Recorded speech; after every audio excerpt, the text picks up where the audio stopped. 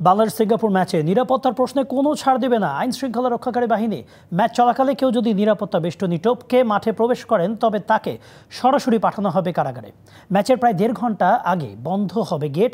নিরাপত্তা নিশ্চিতে ঢাকা জাতীয় স্টেডিয়ামে হয়ে গেল ডিএমপির মহড়া, যেখানে ছিল সোয়াট ও বোম ডিসপোজাল ইউনিট।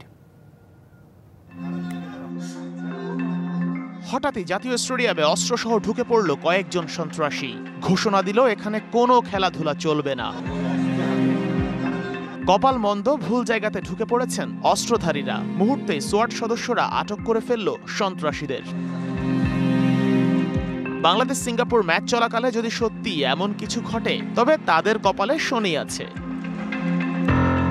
শুধুই কি এতটুকু? নিরাপত্তা নিশ্চিতে স্টেডিয়ামে থাকবে ডিএমপির K9 dog squad, Labrador, German shepherd সহ বিশ্বের নামি দামি ব্রিগেডের প্রশিক্ষিত কুকুর থাকবে বোমা কিংবা বিস্ফোরক সদৃশ্য যে কোনো কিছু খুঁজে বের করতে। যদি সত্যি বোমা পাওয়া যায় তবে তার জন্য থাকবে ব্যবস্থা। বোম ডিসপোজাল ইউনিটের সদস্যরা সেই বোমা নিষ্ক্রিয় করার আগ পর্যন্ত সবাইকে রাখা হবে নিরাপদে। বাংলাদেশ সিঙ্গাপুর ম্যাচে যে কোনো ধরনের অনাকাঙ্ক্ষিত ঘটনা যেন সফলতার সাথে রুখে দেওয়া যায়, সেটাই নিশ্চিত করতে ম্যাচের আগের দিন জাতীয় স্টেডিয়ামে সোয়াট টিমের আয়োজন।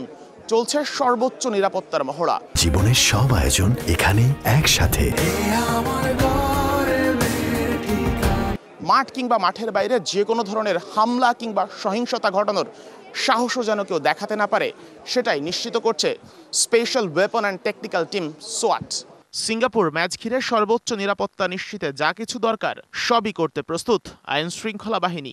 সর্বোচ্চ নিরাপত্তা প্রস্তুতি নিয়েছে এবং আমাদের যথাযথ যে প্রক্রিয়া সেগুলো আমরা ফলো করব এবং সোয়াট আমাদের সঙ্গে থাকবে, আমাদের পুলিশের কভার টিমও থাকবে।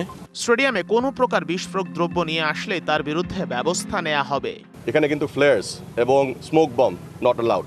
এবার যদি ফ্লেয়ার্স হয় এটা কিন্তু একটা মামলা হবে। এই মামলাটা কিন্তু মেবি একটা বিস্ফোরক মামলা হতে পারে, বিকজ এটা একটা বিস্ফোরক ইস্যু। মাঠ ও মাঠের বাইরে নিরাপত্তা নিশ্চিতে পুলিশ, সোয়াট ও সিভিল ড্রেসে থাকা আইন শৃঙ্খলা বাহিনীর সদস্যদের পাশাপাশি থাকবে সেনাবাহিনীও। নিরাপত্তার স্বার্থে বিন্দু মাত্র ছাড় দেয়া হবে না।